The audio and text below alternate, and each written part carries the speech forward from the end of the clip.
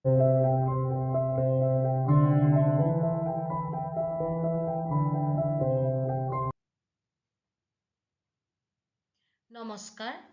মৰমৰ ছাত্ৰ-ছাত্ৰীসকল new Assamese কুহি পাঠলৈ তোমালোকক স্বাগতম জনাইছো।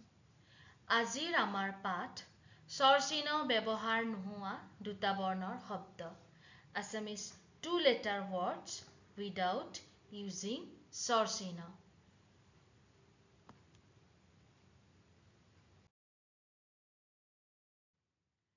স্বৰচিহ্নৰ ব্যৱহাৰ নোহোৱা শব্দ পঢ়াৰ আগত আমি প্ৰথমতে স্বৰচিহ্ননো কি সেই বিষয়ে জানিব লাগিব। মই আগৰ ভিডিঅ' কেইটাত এই বিষয়ে বহলাই কৈ থোৱা আছে, তোমালোকে তাৰ পৰা চাই ল'বা। আহা আজি আমি পঢ়ো দুটা বৰ্ণৰ শব্দ ৰ যোগ দন্ত্য ঠ ৰথ। ফটোখন দেখিছা নহয়, সেইখনক ৰথ বুলি কয়। আ যোগ ম আম।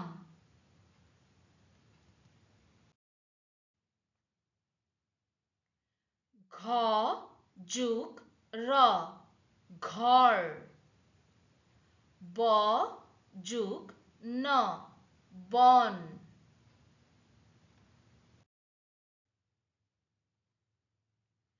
অকণিহঁত তোমালোকে মোৰ লগত পঢ়ি যাবা। আ যোগ হ্ৰস্ব ই আই। এ যোগ ক এক। এ যোগ ৰ এৰ। ক যোগ ম কম। ক যোগ ল কল। খ যোগ ৰ খৰ। খ যোগ দন্ত্য ন খন। গ যোগ দৰে ৰ গড়। গ যোগ ল গ'ল। এইটোত কিয় গ'ল হৈছে জানানে উচ্চাৰণটো? কাৰণ ইয়াতে গৰ ওপৰত কমা আছে। এই গ'লটো মানে হ'ল যোৱা বা গ', অ'কে? আৰু গ আৰু যদি ল থাকিলে হয়, যদি কমাটো নাথাকিলে হয়, তেনেহ'লে ইয়াৰ উচ্চাৰণ হ'ল গল। গল মিন্স ডিঙি বা নেক। ঘ যোগ দন্ত্য ন ঘন।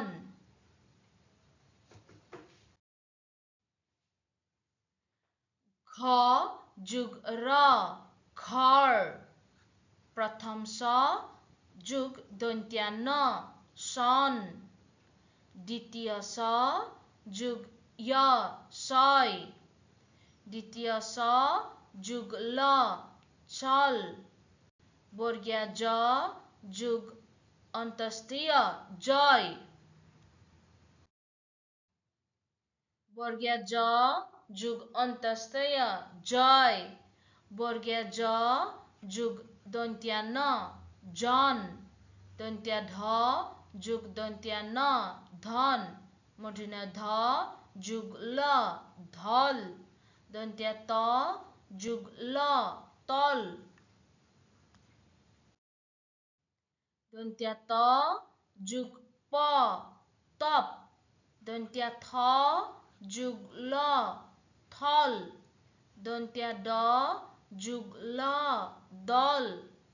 প যোগ মূৰ্ধন্য ন পন। প যোগ ৰ পৰ। ফ যোগ ল ফল। ব যোগ ল বল। ব যোগ হ বহ। ব যোগ ৰ বৰ। ভ যোগ অন্তস্থীয় ভয়। ভ যোগ ৰ ভৰ। ম যোগ হ মহ। ম যোগ ন দন্ত্য ন মন। ৰ যোগ দন্ত্য থ ৰথ। ৰ যোগ মূৰ্ধন্য ন ৰন। অন্তস্থ জ যোগ দন্ত্য ত যত। তালব্য শ যোগ ৰ শৰ। দন্ত্য স যোগ বৰ্গীয় জ সজ। দন্ত্য স যোগ প্ৰথম ছ সচ। হ যোগ ৰ হৰ। হ যোগ অন্তস্থ য় হয়। ছাত্ৰ ছাত্ৰীসকল, আহা আমি এতিয়া একেলগে এই দুটা বৰ্ণৰ শব্দবোৰ পঢ়ো। তোমালোকে নিজেও বনাবলৈ চেষ্টা কৰিবা যদি শব্দ বিচাৰি পোৱা। আৰু যিসমূহ আলোচনা কৰিছোঁ মই যেনেধৰণে লিখি তোমালোকক পঢ়াইছোঁ, তোমালোকেও নিজৰ বহী বা কপিসমূহত লিখি ৰাখিবলৈ যত্ন কৰিবা। আৰু সদায় লিখোঁতে ডাঙৰ ডাঙৰকৈ পঢ়িহে লিখিবা। তেতিয়া খুব সহজতে মনত থাকে। আহা এতিয়া আমি শব্দবোৰ পঢ়ো। তোমালোকেও মোৰ লগত পঢ়ি যাবা। আই, আম, এক, এৰ, কম, কল, খৰ, খন, গড়, গোল, ঘন, ঘৰ,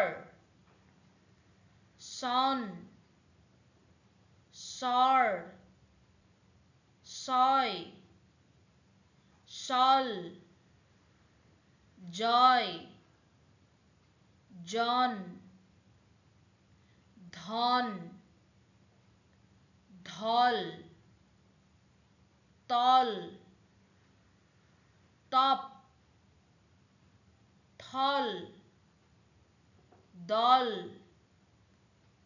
পন, পৰ, ফল, বল, বহ, বৰ, ভয়, ভৰ, মহ, মন, ৰথ, ৰণ, য'ত, শৰ, সজ, সচ, হৰ, হয়। ছাত্ৰ ছাত্ৰীসকল, তোমালোকে এনেদৰে ডাঙৰ ডাঙৰকৈ পঢ়ি পেলাই অনুশীলন কৰিবা। তেতিয়া তোমালোকৰ উচ্চাৰণবোৰ খুবেই সুন্দৰ আৰু শুদ্ধ হ'ব। আৰু যিমানেই পঢ়িবা তোমালোকৰ সিমানেই লিখিবও পাৰিবা, সিমানেই ভাষা এটা শুদ্ধকৈ ক'বও পাৰিবা। আজিলৈ আহিছোঁ।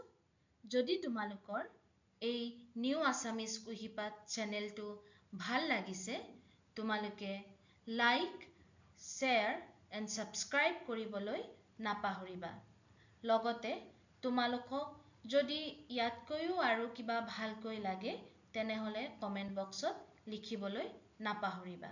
আজিলৈ আহিছোঁ। পুনৰ লগ পোৱাৰ আশাৰে ধন্যবাদ।